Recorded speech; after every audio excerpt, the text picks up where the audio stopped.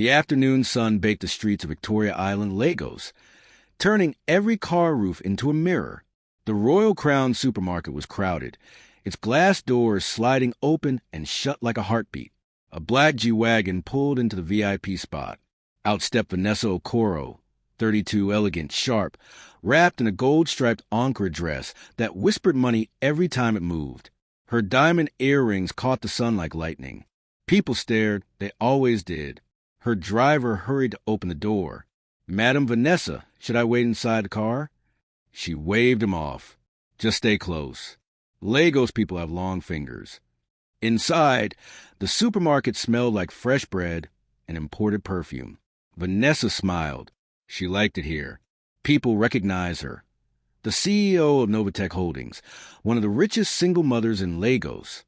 She'd built her company from her late husband's ashes, literally. After his plane crashed 5 years ago, the media said she'd never recover. They were wrong. She rose faster, harder, richer. Now, people moved aside when she walked. At the entrance, a man stood, dirty, thin, his hair wild like dry grass. His clothes hung off him like forgotten curtains. He carried a small nylon bag that looked older than him. His eyes, however, were calm, too calm for a man who slept under bridges. "Madam, a beg." His voice was low, almost gentle. "Please, just a small bread. I never chopped since yesterday." Vanessa didn't stop. She didn't even look at him at first. She hated that tone, weak, pleading. "Go find work," she said sharply. "You think I pick money from tree?"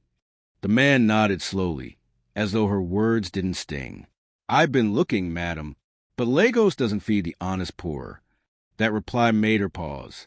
She turned fully now, sunglasses reflecting his face. "Honest poor," she repeated, almost mocking. "There's no such thing. There's lazy and there's smart.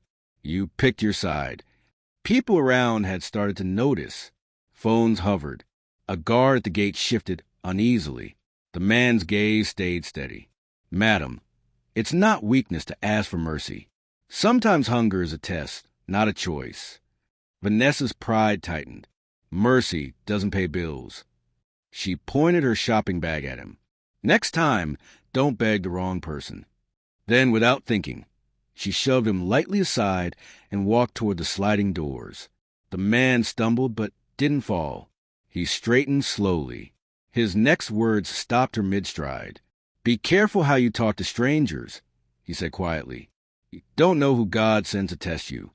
Vanessa turned back sharply, her lips curling. "Is that a threat?"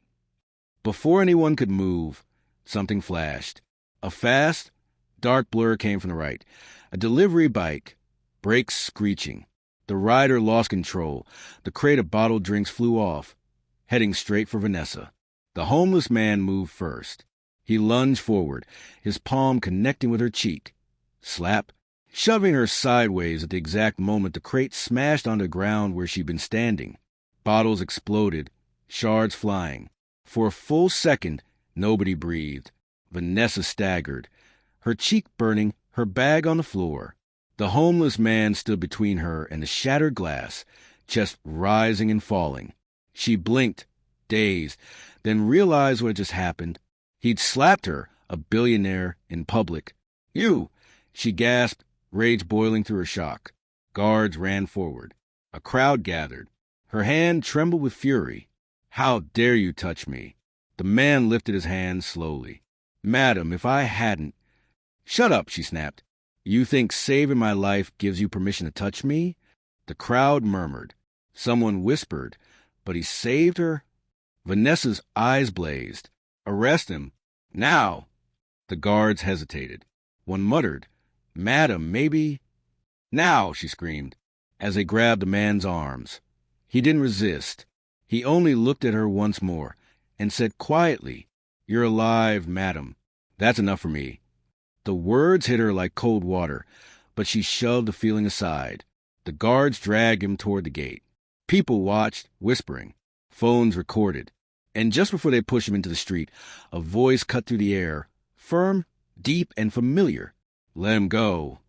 Everyone turned. A tall man in a navy suit stepped out of a silver Range Rover.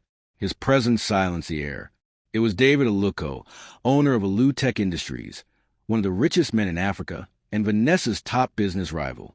He looked from Vanessa to the homeless man, then back at her. What's happening here? Vanessa straightened, adjusting her dress. Just a beggar who doesn't know his place. David's eyes darkened. He walked toward the homeless man, studying him closely, too closely. Then he said something that froze Vanessa's blood. Where did you find him? She frowned. What do you mean? David's jaw tightened. Because if this is who I think it is, you just had my brother arrested. The crowd gasped. Vanessa's face drained a color. The homeless man lifted his eyes, calm again, and whispered, Hello, David. Chapter 2. The brother no one knew. The parking lot was silent, except for the slow hum of engines and whispers from curious onlookers. Vanessa's jaw clenched as she stared at David Aluko, the last man she ever expected to see defending a beggar. David's expression was unreadable. Calm, controlled, the kind of calm that came before a storm. David, Vanessa said, forcing a tight smile. Your brother? You must be joking. David didn't smile back. Does it look like I'm joking, Vanessa? The homeless man looked up at him now, his beard trembling with a small smile. Still the same boss tone, David. David took a slow step closer. Joshua, it's really you. The crowd murmured again. Guards exchanged glances. Vanessa's stomach tightened. Wait, she said sharply. This man, this dirty, this... Her words died as David cut her off. This man, he said coldly, is my elder brother, Dr. Joshua Aluko, former head of Alu Tech Research Division, the mind that built the foundation of my company. The murmuring grew louder. Vanessa's driver actually stepped back, whispering, Omo Walla Don start. Vanessa blinked, disbelief twisting her features. That's impossible. David, your brother disappeared years ago. Everyone thought he was dead. David nodded slowly. So did I. Until now. He turned to his brother. Joshua, where have you been? We searched everywhere. The police. Joshua raised a hand, stopping him gently. It's a long story, David, but not here. He glanced at the flashing phones. Too many ears. David followed his gaze, then turned to the guards. Let him go. Now. They obeyed instantly. The crowd began to scatter, disappointed that the drama was ending. But Vanessa stood rooted, her heart pounding. You're telling me, she said, voice rising, that this beggar, this man who just slapped me, is your brother? Joshua turned to her, his tone soft but cutting. I didn't slap you, madam. I saved you. You'd be in an ambulance right now if I hadn't moved. The words landed heavy. People around nodded silently. David's gaze shifted between them. You slapped my brother? Vanessa's face flushed crimson. He touched me first. Joshua gave a small, tired laugh. You're welcome, then. David exhaled slowly, rubbing his forehead. Enough, both of you. Vanessa, I think you owe him an apology. Excuse me? David's eyes hardened. He saved your life. Vanessa, I don't care what you thought he was. Dignity is still dignity. For the first time, Vanessa felt small. Her anger had nowhere to go. The crowd's attention, David's disapproval, the man's calm, it all boxed her in. She adjusted her purse, pretending composure. Fine, if this is some kind of twisted joke, I'll play along. But he needs to stay away from me. Joshua tilted his head slightly. I wasn't planning to follow you, madam. David stepped closer to his brother. Come with me. You need to get cleaned up. We have a lot to talk about. Joshua hesitated, then nodded. All right. Vanessa turned toward her SUV, desperate to escape the embarrassment. But David's voice stopped her. Vanessa, I'll call you tomorrow. There's something you need to hear, and it concerns Novatech. Her steps froze. Novatech? What about my company? David looked at her over his shoulder. Let's just say someone's been watching your empire fall apart faster than you realize. And with that, he laughed, echoing deeper than her pride. Vanessa's mansion glowed under chandeliers. Her assistant, Kemi, scrolled through a tablet nervously as Vanessa paced. Kemi, what's this nonsense about our data servers being compromised? Kemi swallowed hard. Ma, we detected unusual access from an external IP address this afternoon, around the same time you were at Royal Crown Supermarket. Vanessa froze. You're saying someone hacked us while I was there? Yes, ma'am. And whoever did it, they had admin-level access. Vanessa's chest tightened. Impossible. Only I and my IT head have that clearance. Kemi hesitated. That's the thing, Ma. The access signature. It's not from our system. It's from Alu Teka's private network. The words hit like thunder. David Aluko, Vanessa whispered. That snake. Her phone buzzed. Unknown number. She hesitated, then answered.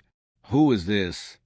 A man's calm voice replied, one she now recognized too well. Don't panic, Vanessa. It's Joshua. Her grip on the phone tightened.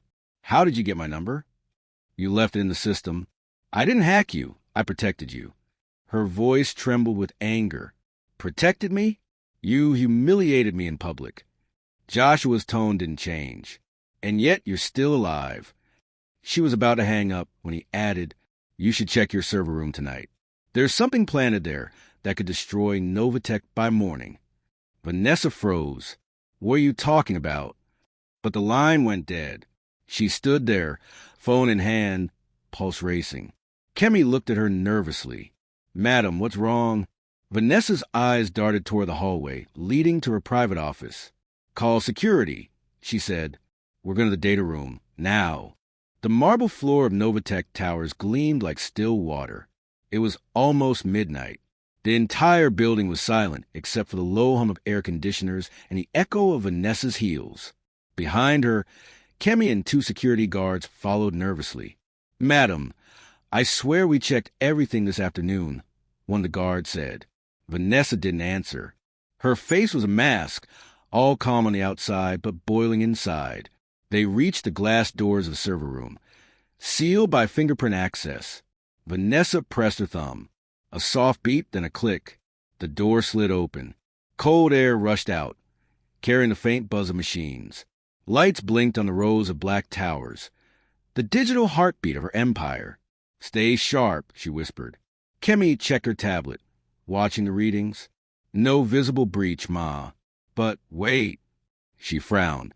One of the internal servers, Rack D7, is not responding. Vanessa walked straight to it. A faint red light blinked under the panel. She crouched. Something looked off. A small rectangular chip had been forced into a maintenance port. What is that? Kemi asked. Vanessa's stomach twisted. It's a signal disruptor. I've seen this before. She stood up quickly. It can mirror and redirect data. Someone was copying us in real time. The guards looked confused. Ma, should we pull it out? She hesitated. Joshua's words echoed in her head. There's something planted there that could destroy Novatech by morning. Her voice was low. No, don't touch it. She grabbed her phone and dialed a number. David Aluko, she said as soon as he answered. You're behind this, aren't you? Spying on me, using that so-called brother of yours as bait? David's tired sigh came through the line. Vanessa, calm down. I just woke up. Oh, please, she snapped. Save the innocent act. Joshua warned me about something in my server room, and I just found it from your company's network. There was a pause. Then David's voice dropped lower. You found the chip? Vanessa froze. You knew. Listen to me carefully, David said. Tone urgent now. Don't touch it. That chip doesn't belong to Alutech. It was planted by someone inside your own board. Vanessa's heart skipped. My board? Yes.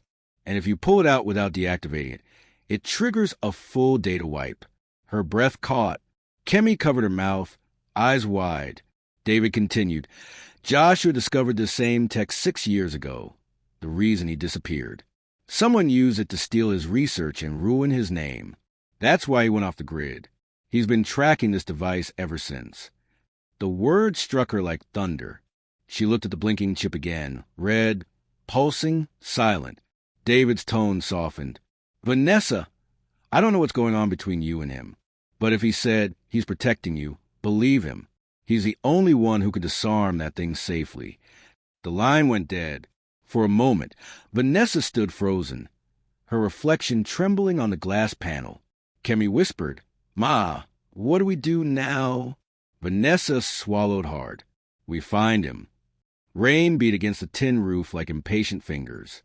Joshua sat on a broken crate, staring at a small monitor connected to his tablet. The screen glowed with data streams, Novateca's system logs scrolling fast. David walked in, shaking rain from his jacket. "You shouldn't have called her," he said. Joshua didn't look up. "She needed to know." David sighed. "She's angry, confused. You slapped her, Joshua." Joshua smirked faintly. "Saved her." David leaned against the beam. "You always did have a strange way of saving people." Joshua's smile faded. "You still think I vanished by choice?" David hesitated. "I thought you wanted to disappear after the scandal." Joshua turned sharply, his eyes suddenly burning. "They framed me, David. Someone inside a Lutech stole my security prototype and planted false evidence. The same people who are now inside her company." David frowned. "Inside Novatech? That doesn't make sense." Joshua stood, pacing. "It does. The same investors backing your expansion into East Africa are funding her new logistics division. They're moving through both of you like chess pieces." David's jaw tightened. "You're saying—" "I'm saying," Joshua cut in, "someone powerful wants both of our companies destroyed. And Vanessa, she's walking right into it." David's phone buzzed. He checked the screen. "It's her." He put on speaker. Vanessa's voice came through, fast and shaken. "Joshua, I found it. The chip you warned me about. What do I do?" Joshua's tone softened instantly. "Don't touch it. I'll be there in 10 minutes. "Wait," she said, her voice cracking a little. "Why are you doing this for me? I humiliated you. I had you dragged out like a criminal." There was silence for a moment.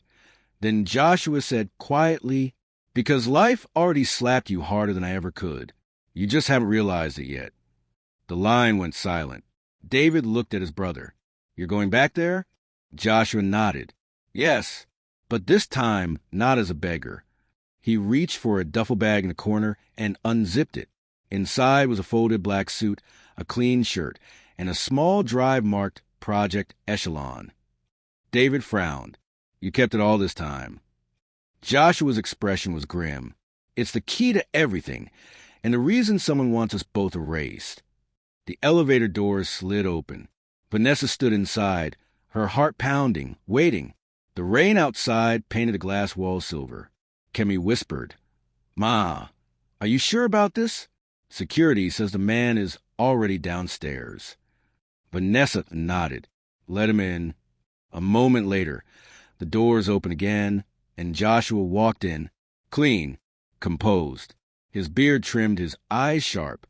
The same man she dismissed as a beggar now looked like power itself. Vanessa's voice trembled. "You're different." He gave a faint smile. "So are you, Madame Okoro. Fear suits you." She stared at him, speechless, as he walked past her to the server room. "Let's save your empire," he said quietly. The night inside the Novatech server room pulsed with the hum of machines and the soft flicker of blue lights. Joshua knelt before the humming servers, his tools laid neatly beside him, while Vanessa stood a few feet away, arms crossed. The air between them was tense but charged with something new. Not hostility this time, but unspoken trust.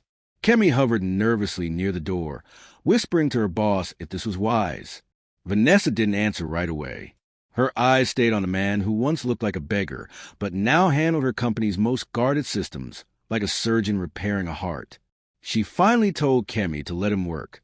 If Joshua had wanted to destroy her, he would have done it already.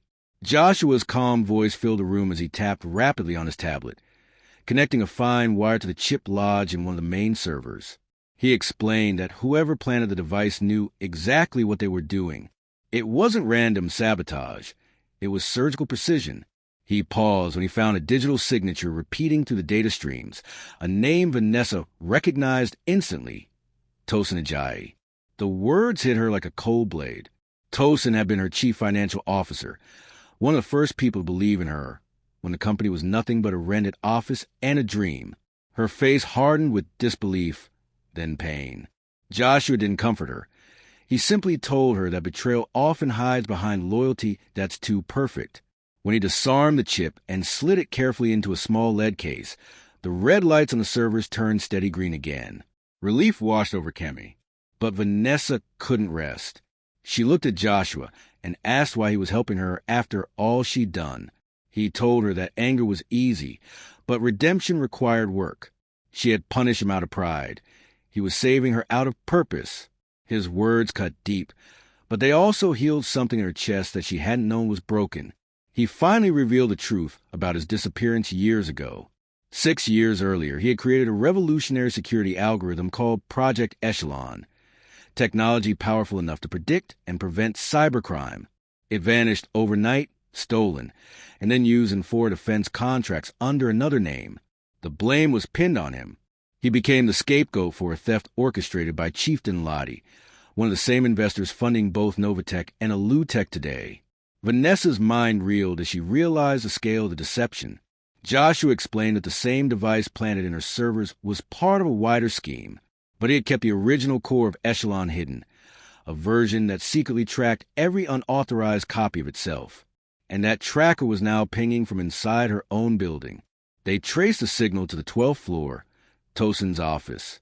Vanessa didn't hesitate. She ordered security and marched upstairs with Joshua and Kemi beside her. The corridor was dark and quiet, the hum of the emergency lights casting long red shadows across the polished floor. When they reached the office, the door was slightly ajar. Inside, drawers were open, papers scattered, and a faint smell of burnt plastic filled the air. The computer screen still glowed with a message that made Vanessa's stomach drop. Data transfer complete. Tosin had erased everything. Joshua rummaged through the desk until he found a torn folder labeled with Dinladi Holdings. Inside were plane tickets and a flash drive.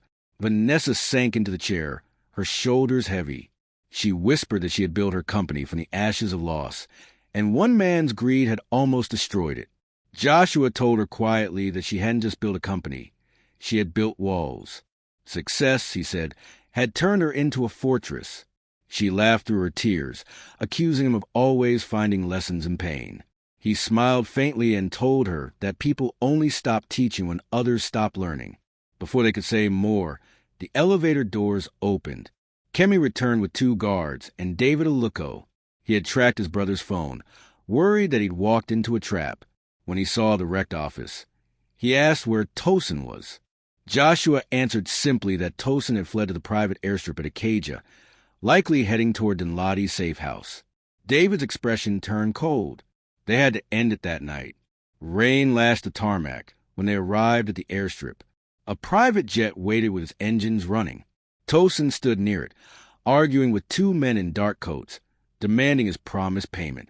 The deal was collapsing, fear written all over his face. Joshua's voice cut through the storm as he emerged from the shadows, flanked by Vanessa, David, and security. Tosin froze when he saw them. Vanessa's voice trembled with fury as she confronted him.